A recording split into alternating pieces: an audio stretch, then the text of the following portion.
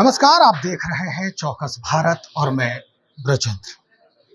भाई, भारत में अगर लोक अदालत की चर्चा होती है तो सबसे पहला नाम जिनका आता है वो शिवदयाल सिंह चौरसिया है। शिवदयाल सिंह चौरसिया कोई छोटे शख्स नहीं है और परिचय के मोहताज भी नहीं है। हम बात कर रहे हैं उस शिवदयाल सिंह चौरसिया की जिनके कारण कई कानून परिवर्तित किए गए, कानून में बदलाव हुए, कानून के किताबों में कई चीज जोड़े गए, कई तथ्यों को जोड़ा गया। दरअसल आज इनकी चर्चा इसलिए भी लाजिम है कि भाई इनकी पुण्यतिथि है आज, और पुण्यतिथि में इनके नाती जो ब्रजेश चौरसिया हैं वो, और यहाँ के जो मुख्य अतिथि जो दीपक चौरसिया है वो सहकारी समिति में है और वो इस कार्यक्रम में आज उपस्थित रहे। सवाल किए गए उनसे कार्यक्रम के बाद और क्या कुछ जवाब दिया है वो हम आपको सुनवाते हैं। सुन। उन्होंने अपने जीवन काल में ज़्यादातर शोषित, वंचित और आपको backward classes, minority, SC, ST, इन लोगों के लिए काम उन्होंने काफ़ी किया था। और बैकवर्ड क्लासेस का जो नामकरण है उसका उन्होंने ही किया था। प्लस काका कालेलकर समिति में भी वह थे। दूसरी बात यह है कि वो सुप्रीम कोर्ट के वकील भी रहे हैं और लखनऊ से, हमारा ननिहाल लखनऊ है, चारबाग स्टेशन, तो लखनऊ से जो है यूपी विधानसभा से वो राज्यसभा के मेंबर बने थे।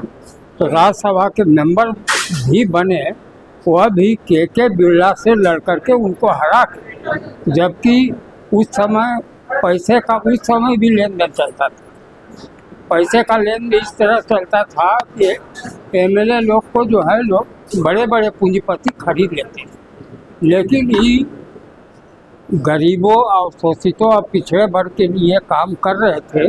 तो सभी एमएलए के पास जाकर यही सवाल करते थे कि आप जो है पैसा तो ले लीजिए, लेकिन अपने अंतरात्मा की आवाज़ पर जो है तो मुझे सब। पुण्यतिथि सर आप हर साल मनाते हैं, पुण्यतिथि मनाने के बाद जो यहाँ किए गए वादे हैं क्या उस पर अमल होता है?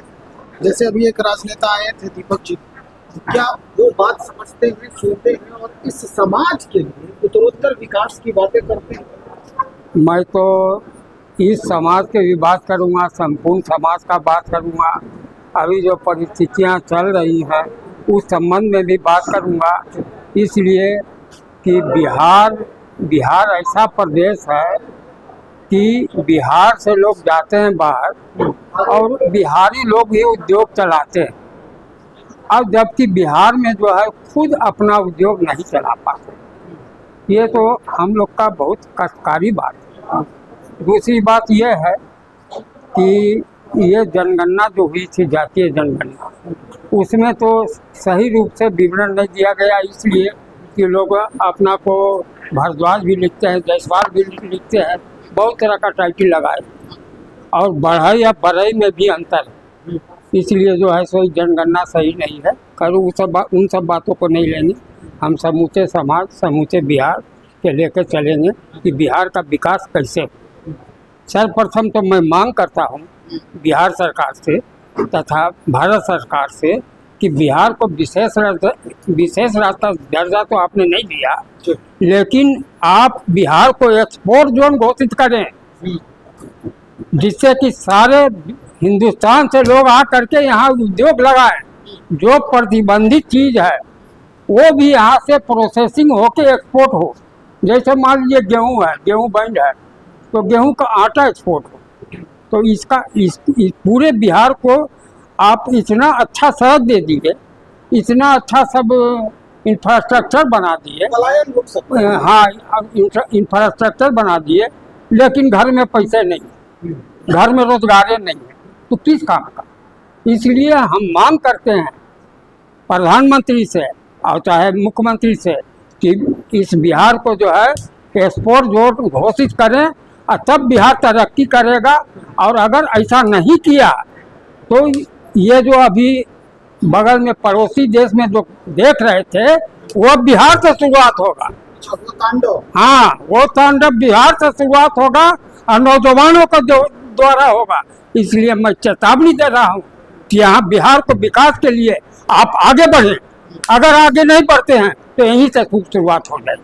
धन्यवाद। जय हिंद, जय भारत। आज के पुण्यतिथि पर मैं यही कहना चाहता हूँ कि अपने खासकर चौरसिया समाज के लोगों को कि आप लोग भी, हम सभी लोग उनके जो दिखाए गए रास्ते हैं उस पर आगे बढ़े और समाज के लिए कल्याण करें। देखो जी, हम सवाल अब ये है 1974 के बाद इस समाज से कितने ऐसे लोग निकले जो राजनीति में आए।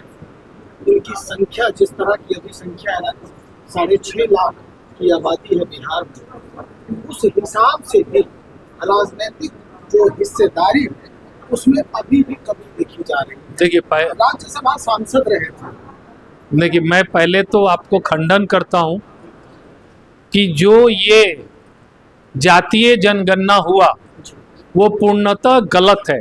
मैं यहाँ पर सभी का हाथ उठा सकता हूँ कि किनके घर पर जनगणना के लिए लोग गए थे और नहीं गए थे, तो आपको मालूम चलेगा कि 80% के घर में लोग जनगणना के लिए गए ही नहीं है। इसलिए जो आंकड़ा है वो पूर्णतः गलत है। इससे अधिक है आंकड़ा। स्वाभाविक रूप से अधिक है। हम लोग कहीं ना कहीं 1.5% से 2% का आबादी हम लोग का है और कम से कम आपका 15 ऐसे विधानसभा है कि जिस पर हम लोग का 25,000 से ऊपर की जनसंख्या है और हम लोग उस विधानसभा को प्रभावित करते हैं। इस बार हिस्सेदारी देखी जाएगी आपकी। स्वाभाविक रूप से प्रत्येक राजनीतिक दल है उसी ढंग से अपने लोग को देखते हैं और पिछले बार 3 को मिला था और आप विश्वास करेंगे आने वाले समय में, आज के समय में पूरे भारतवर्ष में यूपी से एक, बिहार से एक, मध्य प्रदेश से जो एक एक करके बढ़ रहा है ना, अभी तो धीरे धीरे बढ़ रहा है। आने वाले समय में वो तेजी से बढ़ेगा। वो 3 के जगह 6, 6 के जगह 9 और 9 के जगह 12 के बढ़ते हुए जाएगा। ये शुरुआत है, लेकिन अंतिम धीरे धीरे करते हुए बढ़ोतरी की ओर जाते रहेगा। आपने दोनों की बातें सुनी, दोनों का जो कहा हुआ कथन है वो उनकी यादों को भी दोहराते नजर आए कि क्या कुछ उनका योगदान रहा है। हमारे सवाल कुछ राजनीति को, वर्तमान राजनीतिक स्थिति को भी लेकर था, इनके सहभागिता को भी लेकर था। बखूबी जवाब दिया है इन्होंने। अब देखना ये होगा कि जिस तरह से पूर्व में हुए जातीय जनगणना को ये खारिज कर रहे हैं और यहाँ तक कहा जा रहा है कि ये जनगणना सही नहीं है, हमारी संख्या इससे भी अधिक है, तो क्या इस विधानसभा चुनाव में इनकी संख्या पर आधारित जो योगदान है राजनीति में वो निश्चित हो पाएगी? सवाल यही खड़ा होता है। तो चलिए हम और लोगों से बातचीत करते हैं और उसके बाद जानने का प्रयास करते हैं कि इस समाज की जो हिस्सेदारी है या भागीदारी है वो कैसा होगा, किस तरह से होगा। हालांकि बातचीत के दौरान कई रास्ते बताए गए विकास के, बिहार से एक्सपोर्ट और बिहार में इंपोर्ट करने की बात कही गई। तो चलिए देखते हैं सरकार कितना तवज्जो देती है इस समाज को, क्या कुछ करना चाहती है इस समाज के साथ। ये सारे मसले जो हैं हम आपके सामने रखेंगे। तब तक इंतजार करें, बने रहें हमारे साथ। बहुत शुक्रिया।